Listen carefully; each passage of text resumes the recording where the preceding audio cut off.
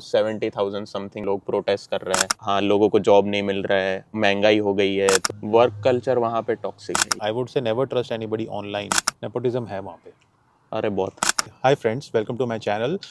आज हम बात करने वाले हैं निलांग से, who is basically doing his law related studies in Canada.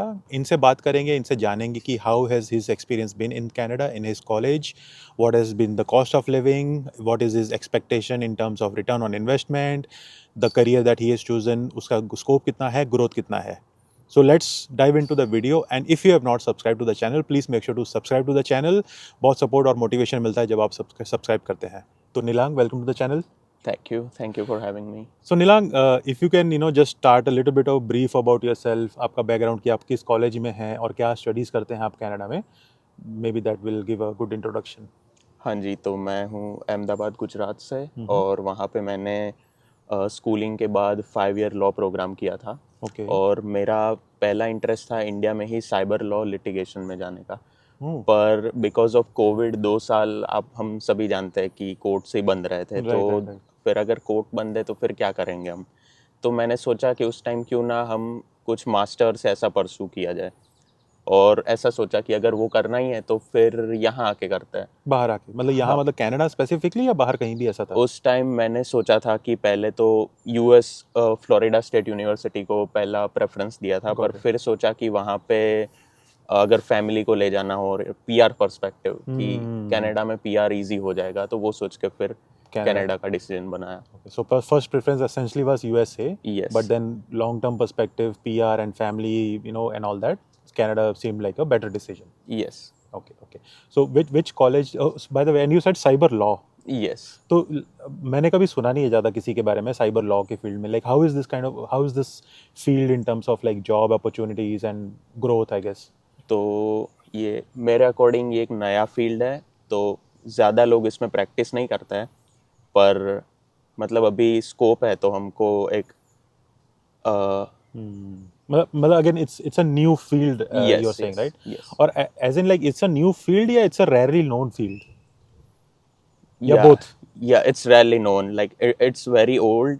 Like we've been using technology for very long now. Sure. So अगर टेक्नोलॉजी है तो सब क्राइम होते ही होंगे, हम सबको पता है। पर ना ज़्यादा लोगों को ये पता है कि उनके साथ ये हो रहा है, कि हम ये हमारे राइट है या कुछ चीज़ें, और ना ही, और उसी की वजह से तो क्लाइंट नहीं मिलेंगे, तो लोग ज़्यादा प्रैक्टिस भी नहीं करते। I got it. So it's kind of not as known by the public कि इस तरह की भी कुछ फील्ड है. Yes. But if you think about it, like it's a pretty important field, right? Like Yes. more and more people are moving online. इतना सब content वगैरह लोग बना रहे हैं, and so there's like so much wrong that can happen online, and so you need somebody who's expert in cyber law, I Who guess. can represent you and help you Right. with the issues. और मेरे according ये And information, not just that, like even other stuff, like जो harassment या कुछ bullying वगैरह हो जाती होगी online, even against those kind of things, right? Yes. Hate etc. जो spread होता है online and all आज that. हम अगर देखते हैं तो सबसे कॉमन चीज़ है ये डीप फेक, फिर लोगों को ऑनलाइन बुली करना, या फिर आज आज हम सबको पता है कि गोल्ड के बाद अगर कुछ इंपॉर्टेंट चीज़ है, डेटा इज़ न्यू गोल्ड। तो अगर वो आपको अपना सेफ रखना है, उसकी प्राइवेसी, तो ये सभी उसमें आता है। तो आटा और डाटा दोनों बहुत ज़रूरी है आज के दिन में. बहुत ज़रूरी है। सही बात है। Tell me one thing.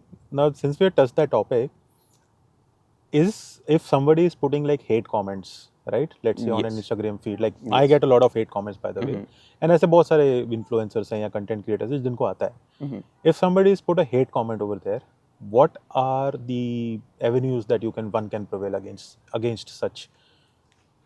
तो इस केस में बेसिकली पहले तो अगर आपको कुछ भी कोई बोल रहा है, ऑनलाइन बोल रहा है या इन पर्सन बोल रहा है, तो वो सेम तरह से देखा जाएगा। वो स्पेसिफिकली साइबर लॉ डोमेन का मतलब एरिया नहीं है। Okay. So you're saying like if somebody is posting a hate comment, if some, yes, whether it is verbally in front of you or online, right? Yes. In a Instagram comment or something, yes, it exactly the same rule or same law applies to both. Same. या अगर कोई आप Let's say किसी ने threat कर दिया, let's say comment हाँ. में थ्रेट दे दिया, then that threat is equivalent to सामने किसी को खड़े होकर थ्रेट देना. एग्जैक्टली मतलब वो डिफेमेशन के अंडर आएगा। तो डिफेमेशन कोई आपको ऑनलाइन करे या in person, it's the same thing. Cyber law is all about कि अगर अगर मैं आपको शॉर्ट में बताऊं तो कोई आपके डीप फेक बना रहा है, आपका डेटा चुरा रहा है। आज हम कुछ स्पेसिफिक कंपनीज के फ़ोन यूज़ करते हैं जिनका हम सबको पता है कि बिजनेस मॉडल ही ऐसे होता है कि वो लोग फ़ोन हार्डवेयर की प्राइस से भी चीप सेल करते हैं, पर फिर आपका डेटा सेल करके वो लोग कमाते हैं। Got it. तो ये सब जो है वो उसके अंदर आएगा। वो भी एक बड़ा एक सीरियस इशू है, या बहुत आज डेटा लोग प्राइवेसी। समझते नहीं है कि अपने डेटा की क्या वैल्यू है, पर वही बात है। फिर तो आप बड़े बड़ी कंपनी से पंगा मोल लोगे, हाँ, क्योंकि अभी सारे वो बड़ी बड़ी कंपनी तो डेटा सेल करती है इधर उधर। वो लेना पड़ेगा अभी, क्योंकि वरना लोगों को पता नहीं चलेगा। So if somebody is snooping you online, let's Yes, say, yes. and when I say online, that literally covers everything, like आपका phone call, let's say पकड़ रहा है कोई, या आपका Instagram अकाउंट का किसी ने पासवर्ड आईडी वगैरह सब ले लिया है ना, चोरी हो गया, will that things come under, will those things come under cyber law essentially?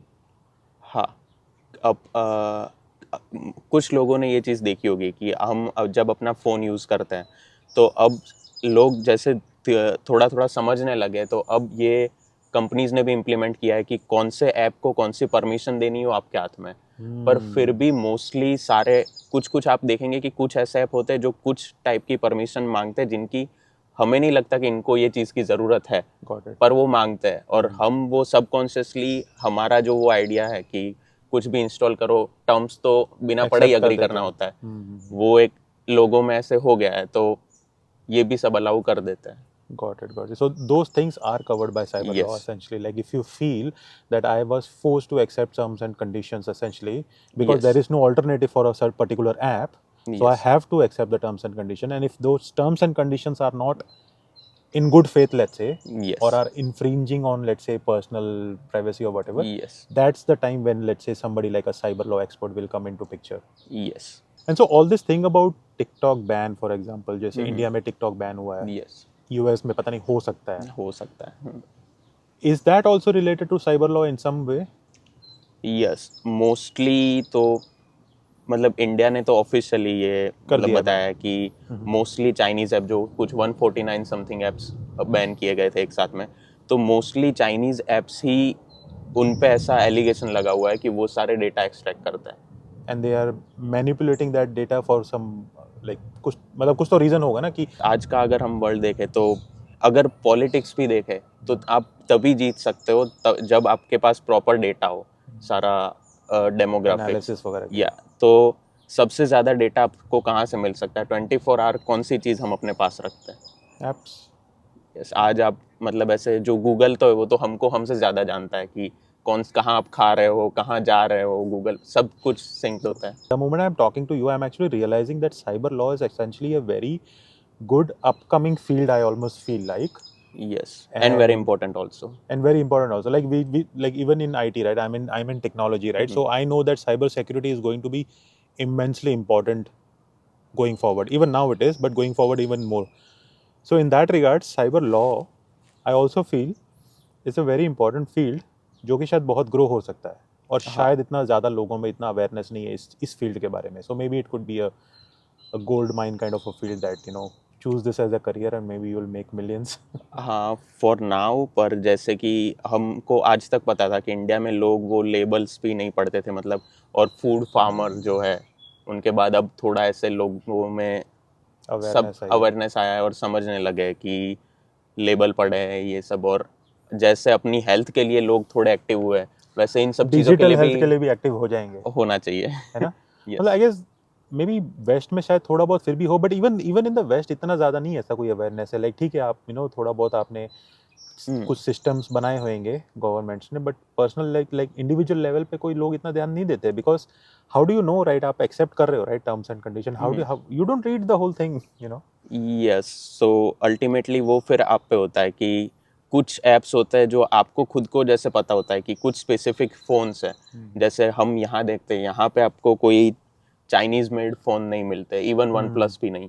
पर इंडिया में सबसे हाईएस्ट सोल्ड फोन्स सारे चाइनीज मेड ही है. इनके ऊपर ऐसे एलिगेशंस लगे हुए हैं कि ये लोग इतना अच्छा हार्डवेयर कम प्राइस में कैसे देते हैं, क्योंकि ये लोग क्या करते हैं कि पहले या तो कम कॉस्ट में बनाओ, मास प्रोडक्शन करो, और फिर प्रॉफिट बहुत ही कम रख के मार्जिन सेल्समैन को ज़्यादा दे के बेच दो और फिर जब तक यूजर फोन यूज करता है तब तक डेटा एक्सट्रैक्ट करते रहो और कमाते रहो। तो Got it. ये उनका मतलब रेवेन्यू मॉडल ही कुछ ऐसा अब हो चुका है। Got it, got it. And that's why cyber law is even more important, because you literally have companies building, like people building companies on the basis of just selling data. और मैं अगर आप मानेंगे तो मैं ये भी बोलूँगा कि सिर्फ कंपनीज नहीं, कि ऐसे इससे किसी कंट्री की गवर्नमेंट भी बाय नाइट मतलब गिराई जा सकती है, बनाई भी जा सकती है। हमको पता नहीं चलता पर ये हो सकता है। जैसे कि वो हिलेरी क्लिंटन और ट्रम्प के इलेक्शन में हो रहा था कि एग्जिट पोल सबके अकॉर्डिंग सबको लगता था कि हिलेरी क्लिंटन ही जीती हुई है, पर जीत गया ट्रम्प। और वो बाद में पता हुआ कि इनको ऐसा एक पर्सनलाइज कंटेंट दिखाया गया, उस अकॉर्डिंग फिर लोगों में एक राइट विंग के प्रति बढ़ता है थोड़ा फॉलोइंग। तो ये सब ऐसे आपको हमको पता नहीं चलता कि क्या हो रहा है, पर हमको कंट्रोल किया जा सकता है इन सब चीज़ों से। तो ये उस level by manipulating data, yes anybody basically who has power, by Yes. manipulating data, they can manipulate individuals, yes right, or influence individuals. तभी तो बोला जाता है कि data is new gold. Data is new gold. And so you said your choice was USA, but then Yes. Canada was like, the first choice was USA, but Canada was like the better choice yes overall. And so when you were like finalizing your college, what were the strategies or what was the process behind finalizing, and which college ultimately you finalized? तो मतलब India में मैंने law किया था और मुझे वो same programme ही यहाँ परसू करना था। तो इसके लिए एक कनाडा ही ऐसी country, again another reason to choose Canada over USA, कि कनाडा ही ऐसी कंट्री है जो फॉरेन लॉयर्स को एक ऑप्शन देती है कि आपको यहाँ फिर से एलएलबी या जिसको यहाँ पे जेडी बोला जाता है वो फिर से नहीं पढ़ना पड़ेगा। आप घर बैठ के आपके जो कॉमन कोर्सेस है इंडिया के और यहाँ के, उनमें एग्जाम्पशन मिल जाएगा और आपको नए यूनिक लॉज घर से बैठ के आप पढ़ सकते हैं और डायरेक्टली बार के लिए एलिजिबल हो सकता है, जो मोस्टली कंट्रीज में आप एलएलबी या जेडी पढ़ने के बाद होता है। Got it. So the process is more straightforward over here. Yes इसके लिए जिम्मेदार जो कमेटी है उसका, वो कमेटी का नाम है एनसीए। वो इसलिए बनाई गई थी कि कुछ ऐसे लोग थे यहाँ भी कि जो यूके जाके लॉ पढ़ना प्रेफर करते थे। तो अगर वो यूके लॉ पढ़ के आ रहा है तो यहाँ के लिए बार के लिए कैसे एलिजिबल होंगे, तो उसके लिए ये एनसीए बनाया गया था। पर अब सारे फॉरेन लॉयर्स भी उसका फायदा उठा रहे हैं। Got it. So what was the college that you finalized? हम्बर college. Humber College. Okay. And are there other colleges also that provide this kind of a program? Yeah, Humber is like the main one in GTA. There are 3-4 colleges like Durham, Seneca, Humber. They do offer this paralegal program, but Humber का नाम अच्छा था तो मैंने वही choose किया। Got it. So let's talk about like fees and cost of living, right? So tell me like how long was your program and what was the fees for the program and your cost of living generally? तो मेरा programme था 2 साल का, Okay. जिसमें 4 semester होते हैं और पर सेमेस्टर हमारी फीस होती थी 9,000 Canadian dollars. 9,000 Canadian dollar per semester. तो 4 का कितना हो गया? 36,000. 36 यस। Okay. तो basically दो साल का 36,000 was the total fee. हाँ जी। Okay. And nothing on top of that for the college fees or anything. फिर वो बुक्स और वो खर्चे अपने पे Roughly थोड़े कितना बहुत। हो गया होगा वो? For 40,000. यस 40 बोल सकता है। 40,000. And what was your like cost of living, like as in like rent, food, ये वो सब कुछ? कॉस्ट ऑफ लिविंग ऐसे अगर मेरे यहाँ आए हुए ऑलमोस्ट 3 साल हो गए और अभी सिग्निफिकेंटली बढ़ा है, क्योंकि जब मैं नया आया था एज अ रेंट में पर मंथ 400 समथिंग पे किया करता था शेयरिंग में। आज भी मैं शेयरिंग में रहता हूँ पर आज मैं 700 समथिंग पर मंथ पे करता हूँ। Oh, one room sharing is 700 today. Yes Like you're sharing one room with somebody. One room with a friend of mine. Oh, so that's 700 today, and 3 साल पहले it was $400. Is it in the same area या different area? It's in Etobicoke but थोड़ा different area. It was not, but आज वहीं पे देखा जाए ना, अगर मैं एग्जांपल दूँ तो जो मेरा पहले का अपार्टमेंट था सेम अपार्टमेंट में, उस टाइम जो अपार्टमेंट रेंट किया था वो 2300 इंक्लूडिंग यूटिलिटीज 3 BHK मिल जाता था। Okay. आज 2550 में 1 BHK मिलता है। माँ कसम, बहुत खतरनाक डिफरेंस है यार ये तो। हाँ मतलब I would say you can easily say कि 50 to 70% रेंट बढ़ गया है literally just a span of 3 years, yes right? Individual level पे भी, क्योंकि आप उसको डिवाइड करोगे with like when you are sharing. Oh man, that's high. तो मतलब सो आपका ओवरऑल फिर खर्चा कितना हो रहा है? आप बोल रहे कि आपका 400 पर मंथ हुआ, That was like for like 3 years या continuous? ओवरऑल अगर सब बोले कि ऐसे ग्रोसरी सब मिला के यूटिलिटीज रेंट, तो सर्वाइवल एक्सपेंस 2021 में मैं पे करता था मंथली 1000 to 1200, पर आज अगर आप ऐसा बजट बना के भी चले तो भी मिनिमम 1500 से 1800 चाहिए होगा Minimum, just, and that's like literally the survival budget. Survival expense. कि आप रहना और खाना और थोड़ा बहुत रहना travel खाना इधर-उधर, bills college. Utilities. Oh, so 1500 today, 1200 at that time. Yes. And so, like during your college 2 years, what was the overall? At that time, you would have paid like 1200, right? When you were in Yes. college. So that's roughly 24,000 for those 2 years, yes. and plus the $40,000 that was your fees. So your overall cost at that time was 64,000. Yes.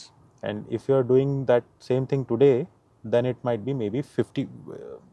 Like fees might have also increased, or fees is the same today. Fees is almost same, $1000 something increase हुआ हो सकता है, पर वो ज़्यादा difference नहीं होगा, almost same. 40 जो हमने गिन के चले थे वो आज भी बराबर ही है, 40 गिन सकते हैं। Okay, so 64,000 cost overall for you for the program Yes. and the living.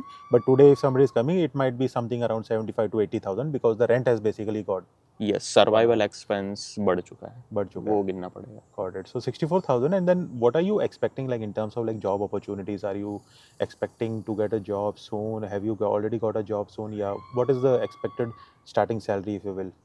Actually हमारा जो प्रोग्राम है उसमें कोऑप दिया गया था जो मैंडेटरी था, तो मैंने एक कंपनी में मैं मतलब एज अ फील्ड का ही जॉब था, मैं as a co-op placement student hire हुआ था। Nice. और उसके बाद आज मुझे वहीं पे मतलब फुल टाइम ऑफर दे दिया गया है। Oh, nice. Congrats. Thank you.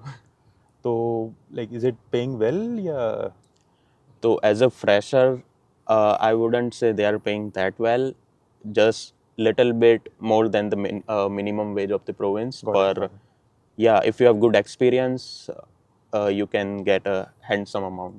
Good experience as in like कितना साल का experience, मतलब average, let's say किसी को, somebody who's like just starting, you know, after college, so you got a slightly more than minimum wage. Is that like a standard कि इतना तक ही मिल जाएगा या उससे ज़्यादा मिल जाता है average पे?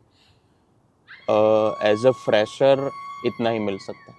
Okay, okay. When you're just starting out. Yes. And then what are the growth opportunities, let's say after 2 years, how much you are expecting? Roughly around 70,000 to 85,000. In the next like 2 years or so? Next 2-3 years, yes. 2-3 years. If I continue practicing as a paralegal, which I do for now, but मेरा plan जैसे कि lawyer का है तो उसमें फिर अलग हो जाता है। Got it, got it. So you got a slightly above minimum wage job right now, and you spend like 64,000 totally. Yes. So that's not a bad ROI. Like if you think about, like in the 2 years, you can easily recover your Yes, investment yes. per se, at least in 2 years, Yes. right? And so during the time you were in college, did you get a job at that time? Yeah, did you struggle? Not at Part-time. all. So at that time थोड़ा बहुत struggle था, जैसे कि आप नए किसी country में आते, आप किसी को पहचानते नहीं होते, या आपने कभी minimum wage job back home किया नहीं होता, तो आपके लिए स्टार्टिंग में इनिशियली थोड़ा स्ट्रगल रहता है कि आपको पता नहीं होता, बट एक बार आपको सब पता चल जाता है कि कैसे अप्लाई करना है ये सब, तो फिर इजी होता है। Okay. और आज के कॉन्टेक्स्ट में अगर मैं बोलूँ तो आज ये सोशल मीडिया पे बहुत ऐसे चल रहा है कि जॉब्स ही नहीं है, जॉब्स ही नहीं है। मैं मानता हूँ कि उस टाइम के कंपेयर में देखें तो आज जॉब्स नहीं है, सब है, अनएम्प्लॉयमेंट है, पर ये मेरा ऐसा मानना है, मैंने अपने कुछ दोस्तों को देखा हुआ है इस वजह से कि ये एक लोगों को बहाना मिल गया है कि पहले भी जब जॉब ढूंढना था तो लोगों को नए आने के बाद 1-2-3 महीने लग जाते थे एक जॉब ढूंढने में, पर उस टाइम सब ओके थे कोई, पर आज लोगों को कोई मतलब कोई पॉलिटिकल पार्टी या फिर हालात ये सब ब्लेम करने के लिए एक ऑप्शन मिल गया है। तो मैंने अपने दोस्तों में ये देखा है कि वो लोग इतने एफर्ट्स नहीं देते और सिर्फ ब्लेम करते रहते हैं, पर अगर आप ढंग से अपना रिज्यूमे बनाओ, कंपटीशन है मार्केट में, और जाके अप्लाई करो, ये सब करो, तो आज भी जॉब मिल सकता है। मिल सकता है। एक चीज़ ऐसी भी है कि कनाडा में हम सबको पता है कि विंटर्स में जॉब्स कम हो जाते हैं, पहले भी था ऐसा, और समर में जॉब अपॉर्चुनिटीज होती है ज़्यादा, सीजनल जॉब्स हो जाते हैं। हाँ, जो आज भी वैसा ही है। तो आज अगर किसी को विंटर में जॉब ना मिले तो उनके पास फिर से same That's blame true. And a lot लगाने of के लिए ऑप्शन students है। also come in for like September this thing ना Yes. intake. सितंबर में अगर आप आते हैं तो Okay. उस टाइम पे आपको एडजस्ट होने में टाइम भले ही लगे, हम्म। पर आपके पास अपॉर्चुनिटीज भी होती है, जैसे कि ब्लैक फ्राइडे आ रहा होता है, बॉक्सिंग वीक आ रहा होता है, Yes. हॉलीडेज आ रहे होते हैं, तो इसके लिए मास हायरिंग होता है, मोस्टली सारी कंपनीज कर रही For होती है। those for the हाँ। festival season essentially. एक बार अगर आपने दिसंबर क्रॉस कर लिया, ये सब फिगर आउट करने में आपने वो क्रॉस कर लिया, तो फिर आपको थोड़ी दिक्कत आएगी, क्योंकि जनवरी से मई के बीच में फिर जॉब ढूंढना मुश्किल होता मुश्किल है। हो जाए. So you're saying कि अगर आप सितंबर इंटेक में आ रहे हो तो दिसंबर से पहले पहले जॉब लेने की पूरी कोशिश एक करो. जॉब सिक्योर कर लो तो आप सेफ हो। Okay. Okay. And for January intake people. उनको थोड़ा स्ट्रगल करना पड़ेगा, पर उनके लिए दूसरा ये ऑप्शन है कि अगर उनको जनवरी से मई में ना मिला, तो मई से जो समर चालू होता है, तो समर हायरिंग भी वो लोग मार्च एंडिंग अप्रैल से स्टार्ट कर स्टार्ट देते कर हैं। देते हैं. तो ट्राई करते रहो, पर अगर जनवरी फरवरी में नहीं मिला तो फिर ऐसा गोल रखो कि मई इनटेक वाले जो जॉब्स है वो सिक्योर कर सकूं March April around. Got it got it. तो जनरली जैसे अपन देखते हैं सोशल मीडिया पे वीडियोस आते हैं कि लोग एकदम लाइन में लगे हुए हैं, यू नो, बड़ी बड़ी लाइन लगी है जॉब फेयर्स के उधर, या फिर कंपनियों के यू नो गेट के बाहर, रिटेल शॉप्स के बाहर, मैं नाम नहीं लेना चाहूँगा, उनके बाहर ऐसे बड़ी बड़ी लाइन लगी रहती हैं. Is that something that is literally very new right now it's happening, या पहले भी ऐसे जॉब फेयर होते थे जहाँ पे बहुत लोग भीड़ से आते थे, या पहले भी ऐसे होता था कि रिटेल स्टोर ने किसी ने या रेस्टोरेंट ने किसी ने जो जॉब पोस्ट किए हैं and there is a line outside, पहले भी होता था ऐसा, या अभी ज़्यादा नज़र आ रहा है वो? नहीं, बिल्कुल नहीं होता था। इनफैक्ट कोविड के पहले ये, मतलब मैं यहाँ पे 21 में आया, उसके आगे का सीन मैंने सिर्फ यहाँ अपने दोस्तों से सुना है। तो उनके अकॉर्डिंग उस टाइम पे कनाडा में लेबर शॉर्टेज हुआ करती थी, तो आपको सामने से मतलब जॉब इजीली मिल जाती थी कि कहीं भी आप गए वो लोग सामने से तैयार होते थे कि हमें सिर्फ बंदे चाहिए। पर मैं जब आया उस टाइम पे ऐसा था कि लोग आने लगे थे। 21 ओके. उस टाइम पे जॉब मिलने लगी थी, पर उतना भी इजी नहीं था, और ये भी हालत नहीं थी कि कहीं लाइन लगी। टू बी ऑनेस्ट, मैंने अपनी स्टूडेंट लाइफ में कभी लाइंस देखी ही नहीं। ओके. पर ये सब जो है 2022 से 22-23 में हुआ है. शुरू हुआ है कि लाइंस होने लगे हैं, और हाँ, लोगों को जॉब नहीं मिल रहा है, महंगाई हो गई है, तो महंगाई की वजह से भी लोग जॉब ढूंढ रहे होते हैं पर मिल नहीं रहा होता है। ये सब उसके कुछ रीजंस है, जैसे कि एक तो पोस्ट कोविड रिसेशन, उसी टाइम पे उसी के साथ ऐसे अनकंट्रोल्ड मास इमिग्रेशन, उसके साथ जैसे उनकी लेबर शॉर्टेज थी, तो उन्होंने पहले ये रूल हुआ करता था कि स्टूडेंट 20 आवर्स ही काम कर सकते हैं, 40 आवर कर दिया था, वो उन्होंने वो कोई कैप ही हटा दिया था। तो जो करंट एम्प्लॉयज है वो ही मतलब वो 40 या कुछ तो उससे भी ज़्यादा आवर्स करने लगे थे। और जैसे कि ये एक है कि मोस्टली इंडियन स्टूडेंट्स जो होते हैं कि कुछ लोन लेके आए होते हैं, तो वो लोग ज़्यादा काम करना प्रेफर करते हैं फॉर द आवर्स. हाँ, और वो ज़्यादा मेहनत काम करते हैं, लगन से काम करते हैं, तो एम्प्लॉयर्स भी उनको ज़्यादा प्रेफर करने लगे थे, नए हायरिंग्स नहीं कर रहे होते हैं। तो ये सब मिला के एक ऐसा ये सीन हो गया है कि उसकी वजह से अनएम्प्लॉयमेंट, ये लाइंस, ये सब हो गया. But do you see like this like subsiding slowly, या अभी भी है थोड़ा सिचुएशन खराब? नहीं, अभी भी थोड़ा वो सिचुएशन है तो सही, क्योंकि ऐसे ये सब के साथ इतने सारे लोग उन्होंने ले लिए, पर अभी बाय नाइट जैसे according to some data I was reading online, 22 और 23 में एटलीस्ट उन्होंने 1 मिलियन पीपल लिए, जिसमें से 500,000 सिर्फ इंडियंस है। और इतने बंदे मतलब ऐसे बाय नाइट आ गए यहाँ पे, पर सेम टाइम पे नए हाउस, जॉब्स, अपॉर्चुनिटीज, ये सब कैसे क्रिएट होगी? और कोविड का रिसेशन तो था ही साथ में, तो उन सब मिला के हाउसेस महंगे हो गए, ये सब ग्रोसरीज महंगी हो गई, in general cost of living बहुत हाई हो गया, और जॉब अपॉर्चुनिटीज कम हो गई, बहुत कम हो गई। तो उसकी वजह से सिस्टम को एक जॉल्ट लग गया जैसे बोलते हैं, तो अभी the system will take some time maybe to recover. हाँ, मतलब टाइम लेगा ऐसे, अभी ये इतने जल्दी ठीक नहीं हो सकता, क्योंकि जितने लोग आपने ले लिए उतनों को अब निकाल थोड़ी सकते हो, या फिर बाय नाइट आप अपॉर्चुनिटी भी क्रिएट नहीं कर सकते, तो ये स्लोली होगा, टाइम तो लेगा। मतलब अगर कोई स्टूडेंट आना चाह रहा है कनाडा में, what will you recommend that student? मैं ये रिकमेंड करूँगा कि आपके पास स्पेसिफिक कोई स्किल सेट है, आपके पास एक प्लान है, एक विजन है, तो ही आपको आना चाहिए। ऐसे मतलब मैंने देखा है कि अपने वहाँ लोग होते हैं, दोस्त मतलब एक दूसरे से बातें कर रहे होते हैं, कुछ एजेंट से सुना होता है उन्होंने कि कनाडा एक बार सिर्फ पहुँच जाओ फिर तो सब देखा जाएगा। ये एक बहुत ही कॉमन, सबके मुंह से हम वहाँ पे अपने सुनते हैं, पर ट्रस्ट मी, अगर देखा जाएगा सोच के आओगे तो जो होगा वो नहीं देखा जाएगा। बड़ी खतरनाक बात बोली है यार। आई थिंक ये बहुत ज़रूरी चीज़ है लोगों के लिए कि don't just blindly trust the other person, don't trust me also, in fact I would say never trust anybody online, trust your own instinct and plan things out a little. आने के पहले थोड़ी रिसर्च करो कि सामने वाला जो बोल रहा है एटलीस्ट वो वैलिडेट करो कि जो सामने वाला आपका कोई एजेंट या जिससे भी कर रहे हो वो जो बोल रहा है उसके तरीके क्या है, हाउ कैन इट हैपन। आपको कोई बोल रहा है तू बस कनाडा में पहुंच जा तेरा हो जाएगा, how, ask that question, how is that possible. पहुंच तो मैं जाऊंगा ठीक है, कैसे होगा, मेरे को जॉब कौन कैसे कैसे मिलेगा, चलो जॉब का किसी की जिम्मेदारी नहीं होती, वो जॉब आपकी है, बट मेरे को पीआर कैसे मिलेगा, what is the process. It is a process, Canada ने सारा सिस्टम ना एक बोलते हैं ना प्रोसेस बना के रखी है कि आप यू नो स्टडी कर लो, एक्सपीरियंस ले लो, आपका पीआर पॉइंट्स बन जाते हैं and gradually you will get a PR. If you are not able to understand the system and you are not able to figure out whether it will work for you or not, किसी हद तक आपकी भी गलती है। Agent तो अपना पैसा कमाना चाहेगा, ये भी रियलिटी है, वो तो धंधा कर रहा है, उसको फ़र्क नहीं पड़ता है कि वो आपको सच बोल के धंधा करे या झूठ बोल के धंधा करे। चलो खैर, रेंट हो गया मेरा आज के लिए। आपका जो कोर्स था was it like a diploma या डिग्री प्रोग्राम या क्या था ये? मेरे पास मतलब वही कि मेरे पास ये ऑप्शन था कि जैसे हमने पहले एनसीए की बात की कि मैं घर बैठ के क्लियर करके बार के लिए एलिजिबल हो सकता हूँ since I am a foreign lawyer, पर इसीलिए मैंने यहाँ का लॉ लीगल सीन क्या है वो समझने के लिए डिप्लोमा प्रोग्राम लिया था। ओके, सो पर फॉर यू अगर आप फर्स्ट टाइम आ रहे हैं, मतलब कुछ नया ही पढ़ने आ रहे हैं, तो आपको do your own research basically. okay, I mean for you diploma works fine and you did Yes. your research and you're Yes. comfortable with that. Yes. But generally अगर कोई 12th के बाद आ रहा है तो diploma might not be the best option, but अगर है भी तो make sure to do a proper research. Yes. And did you like initially आपको कुछ struggle वगैरह हुआ या it was like smooth sailing overall? नहीं, जब आप मतलब ऐसे ही अगर किसी कंट्री में एक नया फ्रेश स्टार्ट कर रहे होते हो तो स्ट्रगल तो होता ही है। जैसे कि वही मिनिमम वेज जॉब्स जो हमने बैक होम नहीं किए होते हैं वो यहाँ पर करने पड़ते हैं स्टार्टिंग में।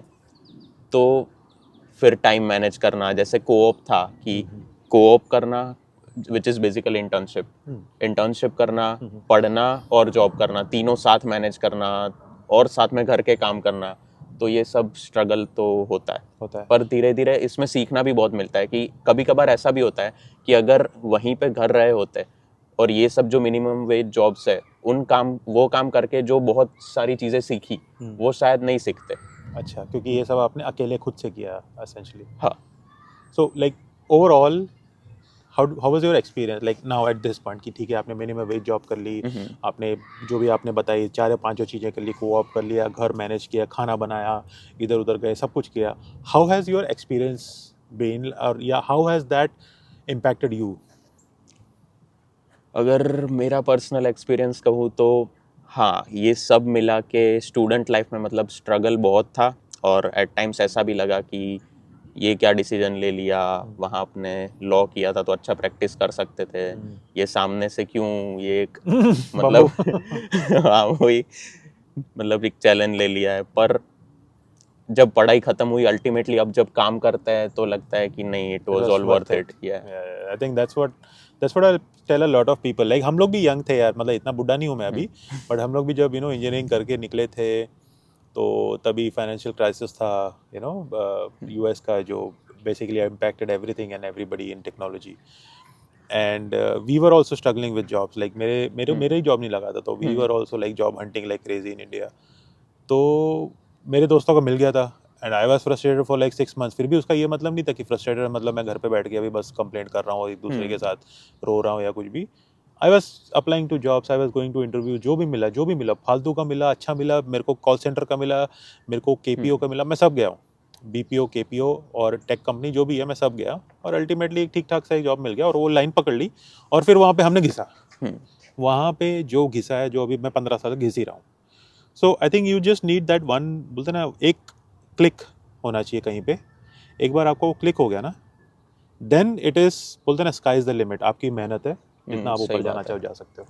और मतलब ये यहाँ आके मैंने इतनी चीज़ सीखी है कि एक तो अगर आप किसी नई कंट्री में ऐसा नई शुरुआत कर रहे हो तो एक तो खुद का रिसर्च करके एक विजन के साथ आना चाहिए और फिर उसके बाद आने के बाद भी आपको ओपन माइंड रखना चाहिए कि किसी भी टाइम कुछ भी काम करना पड़ेगा तो रेडी रहना चाहिए। अब अगर आप कुछ ऐसे फिल्टर्स लेके आ रहे हैं कि नहीं मैं तो ये नहीं करूँगा या ये नहीं कर सकता, फिर आपको ज़्यादा स्ट्रगल होगी। Got it, that's beautiful. And let's say अगर कोई और बैक होम में लॉयर्स हैं जो यहाँ पे आना चाहते हैं, what is the advice that you would like to give them, या any tips you want to give them? तो जैसे सबके लिए हमने कुछ ऐसा एक कंक्लूजन पे आए थे कि खुद का रिसर्च करना चाहिए सब, तो वो सेम चीज़ उन पे भी अप्लाई होती है, क्योंकि अगर वो लॉयर्स है तो लॉ फील्ड में बहुत सारे डोमेन्स है, जैसे कि क्रिमिनल, सिविल हो गया, आईपी हो गया। मेरा जैसे area of interest cyber law था, तो ऐसे सबका अपना अपना है।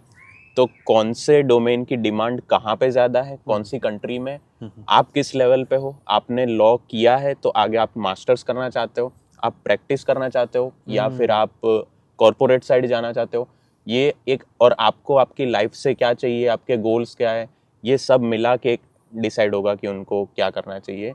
उसका हाँ या ना में तो आंसर नहीं होगा। So is that like when you basically you are saying कि आप स्पेशलाइजेशन वगैरह आप चूज कर लो पहले हाँ कि जी। आपको क्या करना है, राइट? हाँ जी। सो यू आर सेइंग कि कनाडा में आने से पहले स्पेशलाइजेशन कर लो, एंड डू यू सजेस्ट कि लॉ के लिए अगर आपको पढ़ना है, whatever the specialization, do you feel कि इंडिया में एक स्पेसिफिक कुछ level of let's say bachelors या कुछ कर लेनी चाहिए और फिर यहाँ पे आके जैसे आपने किया डिप्लोमा या मास्टर्स वगैरह करनी चाहिए, या डू यू थिंक कि नहीं 12th के बाद में भी अगर आपको लॉयर बनना है तो 12th के बाद में भी यहाँ पे आप कर सकते हो?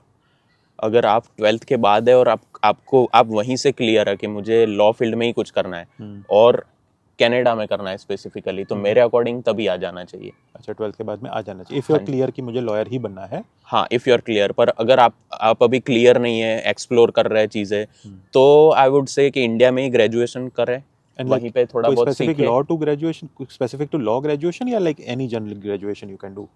तो इंडिया में अपने वहाँ दो तरह से लॉ होता है, एक तो 12th के बाद डायरेक्ट आप 5 साल की डिग्री ले सकते हो, या फिर आप कोई भी ग्रेजुएशन करके 3 साल का LLB कर सकते हो। ओके, यस, तो वो 2 ऑप्शन रहता है। ओके। सो कोई भी लेट्स से आपने BSc वगैरह BCom वगैरह कर ली और उसके बाद में 3 साल का LLB का कर लिया प्रोग्राम। अगर आप 12th के बाद ही क्लियर है कि मुझे लॉ ही करना है, तो आपको 5 ईयर प्रोग्राम लेना चाहिए। ओके, और पर आप अभी क्लियर नहीं है, आपको कुछ और भी एक्सप्लोर करना है, तो BCom BBA मतलब बहुत सारे ग्रेजुएशन है, वो कर सकता है। उसके बाद आपको हुआ कि ट्राई करना है या इच्छा है, तो आप वो 3 ईयर LLB में जा सकते हैं। Okay. So technically in the second approach only thing is that 1 साल आपका एक्स्ट्रा लगेगा इफ यू थिंक अबाउट, हाँ जी। राइट? क्योंकि BCom BSc these are like usually 3 yes years। Yes yes okay, तो वो एक बार आपने कर लिया, yes. then you can like basically practice law over there essentially in India after the LLB program? हाँ। Okay, and at that point you can then decide कि नहीं आपको अगर मास्टर्स या जो भी फर्दर स्टडीज अब्रॉड करनी है या कनाडा वगैरह में आना है, then you can decide at that point also। ठीक है। हाँ, उस टाइम पे भी कर सकते हैं, पर हाँ वही कि अगर 12th के बाद ही आप क्लियर है तो पहले ही आ जाना चाहिए, क्योंकि time, Yeah, like the earlier you start the better it is anyway, Yes. right? That's true, that's true, makes sense। तो एक बात बताओ मेरे को, when you're shifting countries, is it challenging to practice law? Is it challenging to study new law, or is law like more or less same in different countries? तो licensing practice, to be honest, field में काम करने के perspective से देखे तो जो professional fields है, जैसे डॉक्टर हो गया, लॉयर हो गया, वो घुमा फिरा के आपको फिर से मतलब जीरो से स्टार्ट करना जैसा ही हो जाएगा किसी कंट्री में आ रहे हो, क्योंकि यहाँ पे हर प्रोविंस में अलग लॉ होते हैं। ओनली प्लस पॉइंट जो आपको मिलेगा अगर आपने घर से लॉ किया हुआ होता है, तो कि आप ऑलरेडी समझते हो कि लॉज को इंटरप्रेट कैसे करते हैं, तो वो आपके पास जो एक विजडम है वो आपको काम आएगी, पर और कुछ तो काम नहीं आएगा, फिर से करना ही पड़ेगा यहाँ। मतलब इट्स नॉट लाइक कि हमने वहाँ पे लॉ पढ़े इसलिए आपको यहाँ पे कुछ पढ़ना नहीं पड़ेगा। मैं हो सकता है कुछ थोड़े बहुत सब्जेक्ट्स ऐसा आपने बताया था, maybe you might not have to, but generally you are starting from zero only.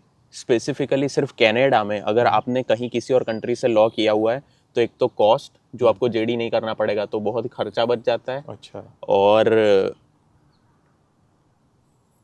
Time थोड़ा बहुत बच जाता है कंपैरेटिवली, पर वैसे तो सेम ही लग ही जाता है। Okay, so मतलब there is some advantage, but not like as कोई high as मेजर डिफरेंस नहीं है। Okay, you essentially have to start from zero, हाँ, wherever you। वैसे ही समझ लो। So I think that's why you were recommending कि अगर आपको लॉ ही करना है तो 12th के बाद कर लो। Let's say कनाडा से करना है तो 12th के बाद ही आप कर लो तो ज़्यादा बेटर। अगर स्पेसिफिकली लॉ आपको इंडिया में नहीं करना और आपको 12th के बाद अगर आप क्लियर है कि मुझे किसी कंट्री में जाना है, वहाँ रहना है, वहीं से लॉ करना है तो उसी टाइम आ जाना बेटर रहेगा, बेटर रहेगा। अगर आप क्लियर हो तो।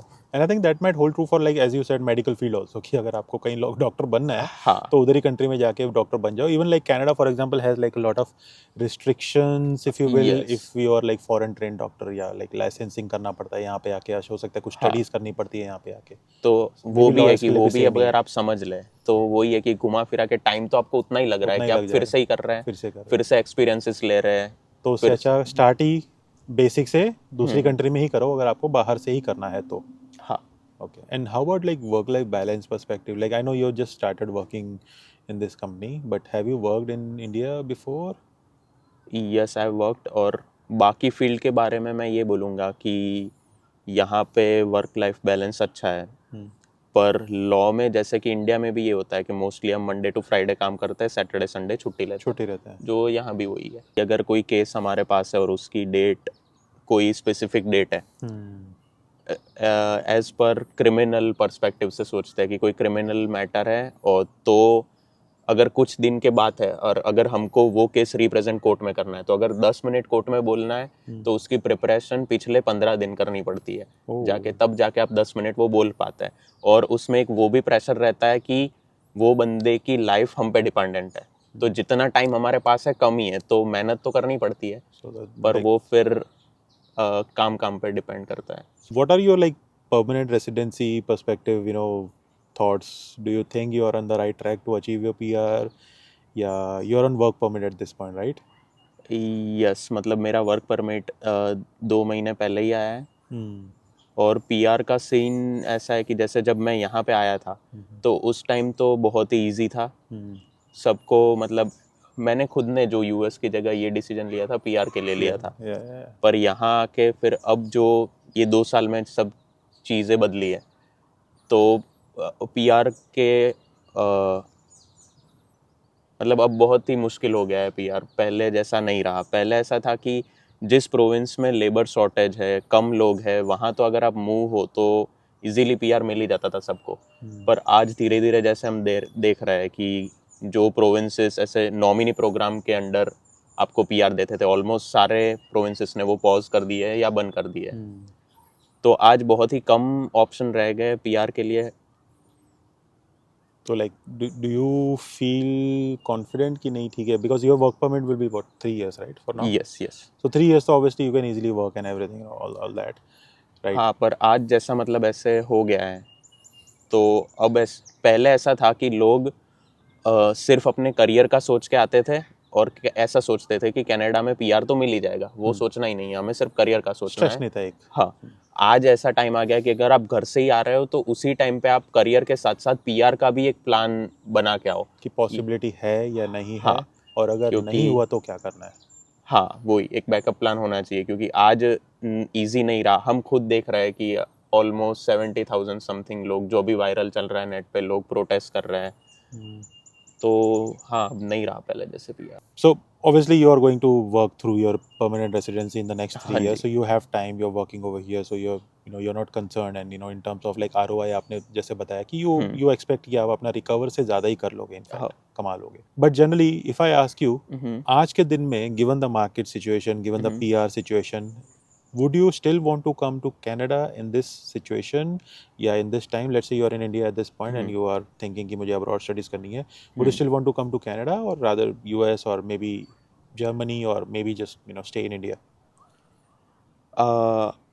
मतलब जैसे हमने बात की थी कि सबका अपना अपना एक चॉइस होता है, लाइफ से क्या चाहिए हमें, एक्सपेक्टेशंस क्या है, उस अकॉर्डिंग डिसाइड होता है। तो मैं पर्सनली, मैं तो आज भी आता, पर उस टाइम जैसे मैं सिर्फ करियर का ही सोच के आया, मैंने पीआर के बारे में नहीं सोचा था। मैं भी उसी मतलब इम्प्रेशन में था कि पीआर तो कनाडा में मिल ही जाता है। आज अगर मैं आज के टाइम में डिसीजन मुझे लेना होता तो मैं कनाडा तो ज़रूर आता, पर पीआर पाथवेज भी रिसर्च प्रॉपर करके आता। Got it. And what's the reason for you, let's say if I may ask, like कि आज आप जैसे बोल रहे कि मैं कनाडा जरूरी आता, like what's the thrill, if you will, right? Yeah, if that is not the right word, like what's the pull towards Canada for Indian students? मेरा मेन वो ही रीज़न था कि ऐसे कल्चर ही बहुत ही ख़राब है, वर्क कल्चर ख़राब है, लीगल प्रैक्टिस भी देखें ना तो वहाँ बहुत ही खराब है। अगर आपको घर पे भी काम करो, जॉब पे भी काम करो, सब जगह पूरा दिन काम ही काम करते रहो, वो सब है। यहाँ पे जैसे आर्ली मिलता है तो 9 to 5 है, 5 बजे के बाद कोई फोन नहीं करेगा। वहाँ पे मैं दिन में भी केसेस ड्राफ्ट किए और रात में भी किए। अच्छा, मतलब अनपेड। अच्छा, अनपेड दिन में भी और रात में भी, या सिर्फ रात में अनपेड? हाँ दोनों टाइम अनपेड? हाँ, वहाँ पे भी मतलब दिन में भी आप करो, रात में भी फिर से घर से काम दिया जाता था कि इतना करो। और लीगल फील्ड में यहाँ भी और अपने वहाँ भी दोनों जगह पे ये है कि जब तक आप लाइसेंस कुछ नहीं बना लेते या अपना खुद का कुछ नहीं कर देते, आपको पे नहीं मिलेगा। स्टडी के साथ तो इंटर्नशिप्स मोस्ट केसेस में, सबकी बात नहीं कर रहा, किसी को मिल सकती है, पर मेजोरिटी स्टूडेंट्स अनपेड ही करते हैं इंडिया में भी और यहाँ पे भी। मेरी खुद की जो कोऑप यहाँ 4 महीने की थी स्टडी के साथ, वो अनपेड थी।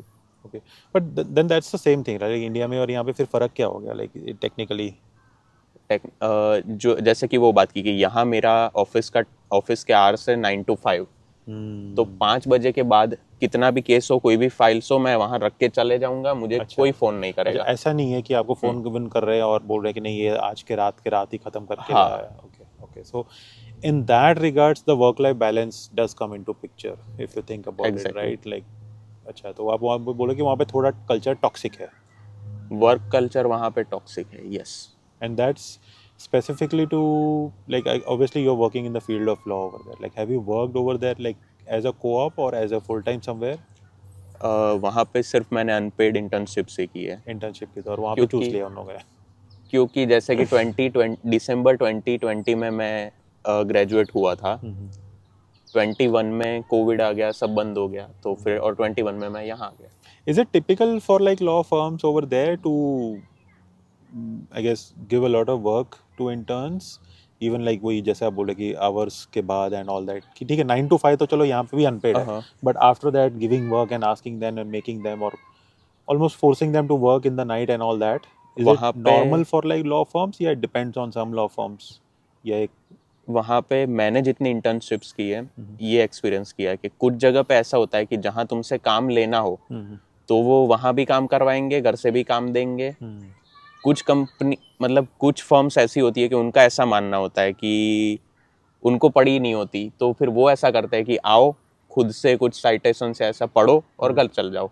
वो आपको सामने देखेंगे भी नहीं, कुछ पढ़ाएंगे नहीं, कुछ सिखाएंगे, कुछ ग्रूम नहीं करेंगे, कुछ भी नहीं। हाँ, वो ऐसा सोचेंगे कि मुझे क्या मिलेगा ये सिखा के।